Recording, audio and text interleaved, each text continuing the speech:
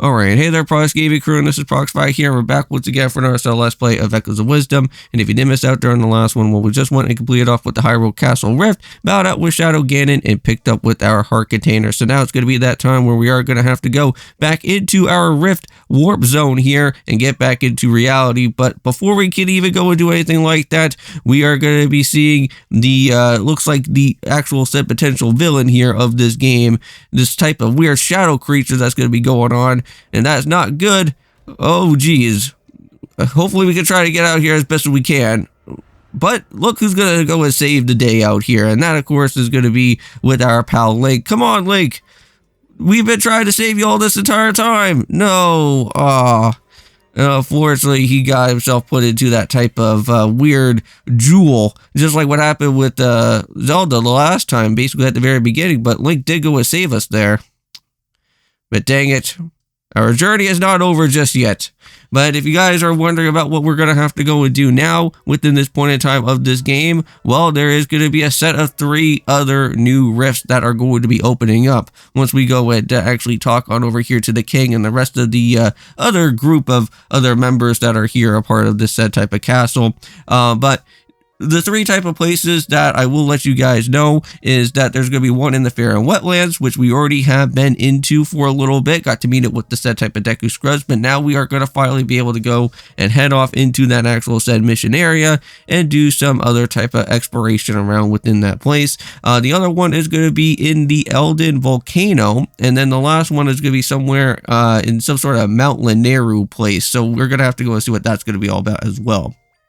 And hopefully within these 2 videos for today, you guys should be able to go and see that I will have the Sonic review for the Sonic X Shadow Generations game, which I know it has been a long time coming, but I finally went and finished off with the Sonic Generations story, and then I also went and finished out with the Shadows story as well. So we'll try to see how everything goes throughout within there. Now, mind you, if I can't go and upload that video within these 2 videos for today, not to worry, I do have a new Let's Play coming around the corner, because I know that with Zack and Wiki currently getting finished, unfortunately I couldn't get the whole entire job done within Zack and Wiki, but I will be moving onwards towards into the next game, which that is going to have to be with Castlevania Curse of Darkness on the original Xbox, which I am very happy to go and see what this one is going to be all about. I have played through the Laminate of Innocence before on the PS2,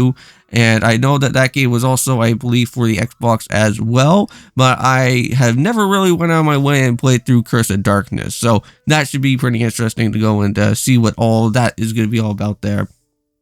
Now, if you guys want to know as well throughout what's going to happen throughout this game, well, since we already went and somewhat got ourselves all finished out here now with the still missing mission, we will be able to now go and get some special new outfits for Zelda. And so what the father is going to have, or as I say, the king here of the Hyrule Castle, is going to give us some brand new attire to go and wear as permanent clothing, which that is going to be pretty handy. But not only that, but we do have our set amiibo characters that I have been using throughout these past few videos, and now these type of said inventory spots, I want to say, for the actual amiibo awards that you can go and get have now been increased once we actually do go and take care of that said type of mission from here. And now we can be able to pick up with both the special red outfit and also the special blue outfit. And what you do need for these 2 outfits is that you do need a Zelda amiibo for, I want to say, the blue, and then you want to make sure that you have the red outfit, which that could be meant for any type of Link amiibo that you have. So it could be anything from Link's Awakening from the Switch version to any of the Links that are happening within the Smash Bros version. Same that goes for Zelda as well. And hopefully we can at least go and find some more of those special type of energies, because I wouldn't mind coming back to Blueberry at some point, because I know that we do need to go and speak on over to his crafting type of machine once again and try to boost up on a little bit more of our sword, or maybe a little bit more of our bow and arrow stuff.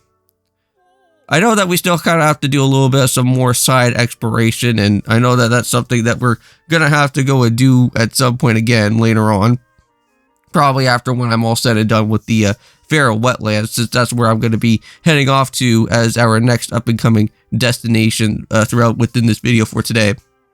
And there is going to be some other new enemies that we have not got to go and see just yet. And I believe at this point in time that in the Faron Wetlands, there will be LOZ that will go and show up now within our time of that area. So that should be pretty nice. Hopefully LOZ can somewhat kind of help ourselves out a little bit for that said battle. I know that we are going to have to battle out with a bigger type of Zelfos, I want to say, in this particular video, because there is a little bit of a mini boss battle that you could go and search around for, and unfortunately for me, it didn't go out as well as it planned out to be, but I'll have to come back to that, well, again, hopefully for another time and figure out how I need to do it. But if you guys don't know, since I am actually recording this right now on this post-recording day, today is Thursday, February 27th, right now of 2025, and that does mean that Pokemon Day is finally here, and just within about, I want to say, maybe half an hour or so.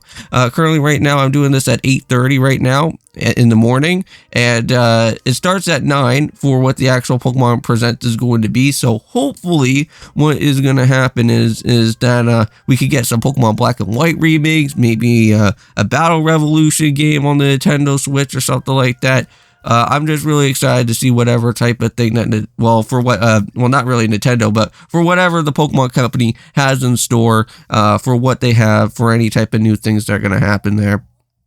Now, I think that was the one thing that I want to go and say. Oh, and also too, not only that, but Friday, I know that me and my friend Kevin are going to be having a great old time doing some retro game hunting just before going to Elimination Chamber. That's going to happen on Saturday. Very excited about going to Elimination Chamber. I'm going to be sitting right at the actual said ring itself, which that is super cool. I have never actually got to go and sit up to where the ring was going to be before. Originally, the last time, if you guys don't know about last year, I did go to Money in the Bank of 2024, and that was in August, and I did go and sit right on over to where the camera seats were going to be. But now this time I'm actually going to be sitting up right up close to, I think, right where the ring is going to be happening. Now, I'm not going to be sitting like directly right out in front where you get to go and see all the people's backsides when they're going and watching the actual said ring and everything and all the matches that are happening. But I think I'll be like probably behind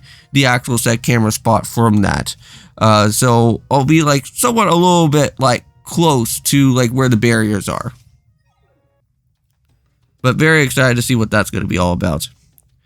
So here is what we're going to have to go and start off with as you guys go and look around over here. Is that this whole entire rift area has somewhat kind of caused some chaos around within this area. And it seems like Try's going to tell us that this is where a said rift entrance is going to be.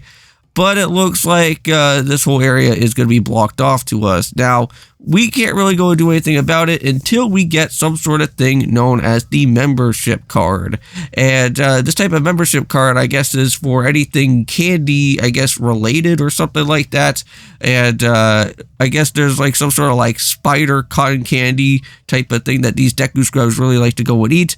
And I don't think that would be something that Zelda will like to go and eat, but I guess it's something that these Deku Scrubs enjoy for their little day-to-day snacks that they like to go and do.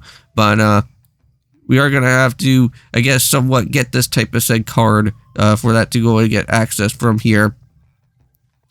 And hopefully for the next video, we'll go and try to figure out how we're going to be able to do that. I know that we'll get a little bit of some information from some of these different other little Deku Scrubs that are out here eating their food. So they'll probably let us know about some things that are here. Now, the only type of spider that I only know of, if you guys don't know about this type of games, is Goma. And Goma has always showed up in every single, well, I want to say almost every single one, hasn't it?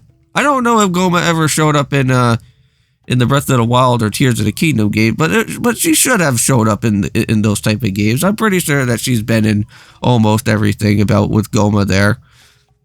Because it's a classic staple type of enemy and like, or type of boss, I should say.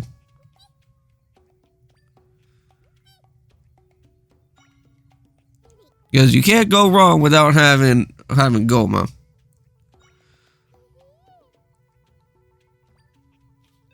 So we're going to go and talk over here to the other said Deku Scrub that's actually just kind of just chilling here.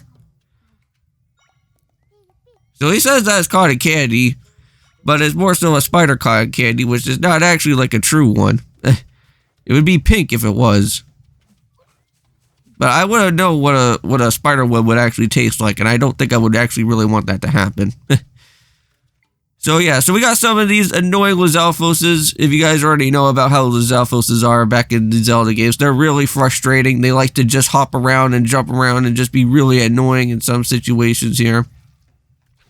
But at least the good thing is that if I can at least go and somewhat get this Lizalfos here, we'll be able to add one to our team as a set Echo. So there we go. And maybe that could have probably helped me throughout my throughout the mini boss battle of the other type of Lizalfos, though. So be careful of the baby Gomas. I think that's what they are. These look like baby Gomas here, so we have to be a little bit careful.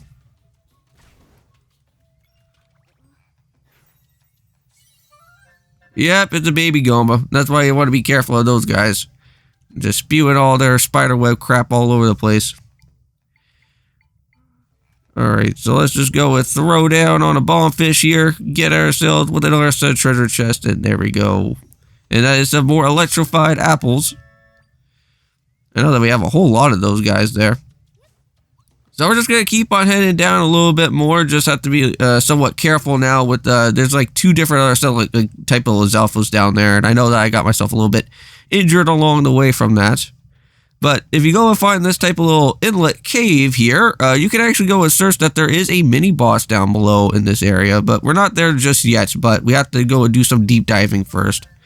So get yourself with the Armos and everything, and head on down a little bit further here. Just do a little bit of some rock puzzle solving, and I think by the time that you reach all the way into this area, you should be able to find that there's a big, gigantic type of Lizalfos here.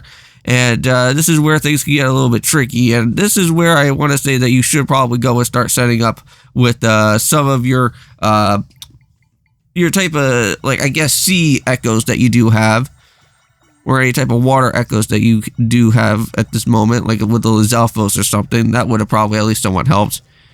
But yeah, his annoying spear is going to be causing a lot of damage. I think for me personally is that I should have probably went out of my way and just used the bow fighter. I think that would have been probably nice to go and have, because then that wouldn't have at least hadn't been like that much of a amount of problem.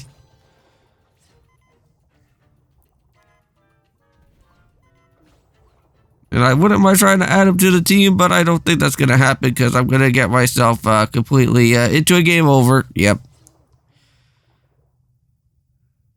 Well, anyways, before we go and end off with the video, we do have a said type of stamp location that we do need to go and pick up here. I don't believe we actually went and did this one yet. But what we're going to have to go and do is figure out a way on how we're going to be able to get all the way up there. I'm pretty sure we do have our said water blocks, so we're going to be doing that first. And there we go. And just like that, I'm pretty much certain that we got ourselves with the said stamp to unlock. And I'll be seeing you guys in the next one. And of course, peace.